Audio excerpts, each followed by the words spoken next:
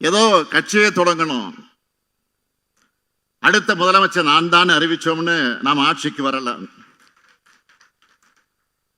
கழகத்தோட தலைவர்கள் இருந்து கடைகோடி தொண்டர் வர சுற்றி சுழன்று பணியாற்றினாங்க.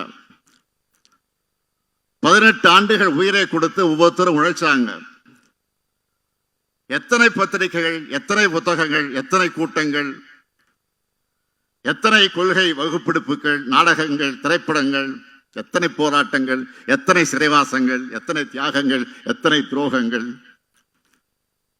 திமுக உழைத்த உழைப்பு சாதாரண உழைப்பல்ல. சமூகத்துல சரிவாதி மக்கள் படிப்பறிவு கூட இல்லாத இருந்த காலகட்டத்தில் குக்கிராமத்தில் இருக்கக்கூடிய முடி திருத்தும் கூடிய செல்லும் கூட மக்களின் சிந்தனையை திருத்துகிற மையமாக செயல்பட்டுச்சு. சைக்கிள் கடை, டீ கடைன்னு ஒரு இடம் விடாம திராவிட இயக்க இதழ்கள் ஒரு திமுக காரர் வாசிக்க அவரை சுத்தி 10 பேர் செவி வழியாக கேட்டு உலக வரலாற்றை தெரிஞ்சுக்கிட்டாங்க. கிராமத்தில் இருக்கிறவங்களும் கியூபா புரட்சியை தெரிஞ்சு வச்சிருந்தாங்க. ரஷ்ய புரட்சி பத்தி படிச்சு ஊக்கமும் உறுதியும் பெற்றாங்க. இப்படி நாம் பெற்ற வெற்றி என்பதை இனி யாரும் படைக்க முடியாத வரலாற்று சாதனை. இந்த வரலாறு பற்றியெல்லாம் தெரியாத சிலர் நம்மை மிரட்டி பார்க்கிறாங்க. இன்னும் சில அறிவியலிகள் திமுக போல வெற்றி பெறுவோம்னு பகல் கனவு காண்றாங்க. திமுக போல் வெற்றி பெற திமுக போல் உழைப்பும் அறிவும் தேவை. ஒரு சூரியன், ஒரு சந்திரன், ஒரு திமுக தான்.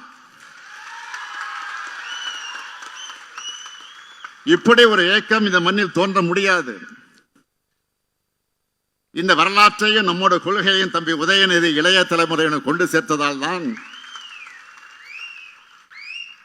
சேர்க்கிற காரணத்தால் தான் இளைஞரணி செயலாளராக அவர் பொறுப்பேற்றதிலிருந்து லட்சக்கணக்கான இளைஞர்களை கழகத்திற்குள்ள கொண்டு வந்திருக்கிறார்.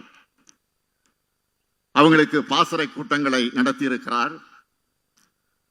முரசுரையினுடைய கடைசி பக்கத்தில் பாசறை பக்கமாக மாற்றினார். கொள்கைகளை பரப்ப முத்தமிழ் பதிப்பகத்தை தொடங்கினார். தொகுதிதோறும் கலைஞர் நூலகங்களை திறக்கிறார். உங்களை போன்ற இளம் பேச்சாளரை உருவாக்கி இருக்கிறார். இப்ப இந்த அறிவு திருவிழா மூலமாக இளம் எழுத்தாளர்கள், ஆராய்ச்சியாளர்கள் உருவாக்கிட்டு இருக்கிறார். இதுதான் தந்தை பெரியார் செய்த பணி.